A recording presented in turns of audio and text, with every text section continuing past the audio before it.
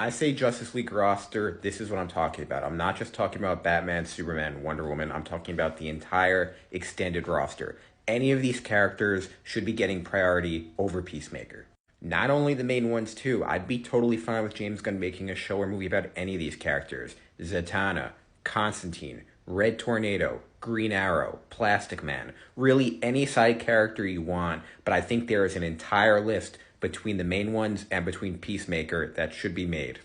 A lot of people mention being patient, and I agree. The last thing I want is a Batman versus Superman situation where we rush into a conflict and it totally ruins the universe. However, James Gunn has been quoted on record saying that he's not really concerned with building a big team up event, and I just think that's fundamentally wrong. You can still make individual, well made stories that audiences can enjoy, but in the end, we have to be leading to a Justice League event. It could be in 10 years, it could be in 15 years, but we have to be building to that.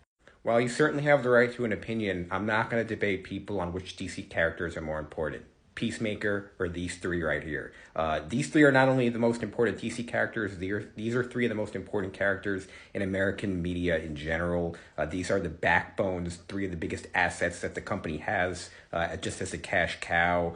So for people and gun fans to claim that Peacemaker in 2025 is as popular as these characters is just totally disingenuous. I also think it's disingenuous for James Gunn fans to change the context on what made his movies so enjoyable in the first place.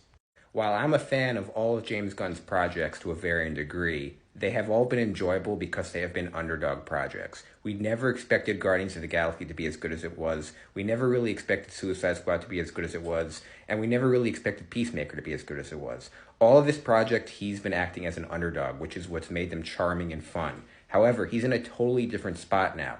Now he's CEO, now he's dealing with mainline characters, and he has to scale it back from his style. I don't think that's a hot take. I don't think that's a crazy opinion. In fact, I think it's a very moderate opinion, and I think it's the exact same opinion that his boss, David Zaslav, is going to be giving him.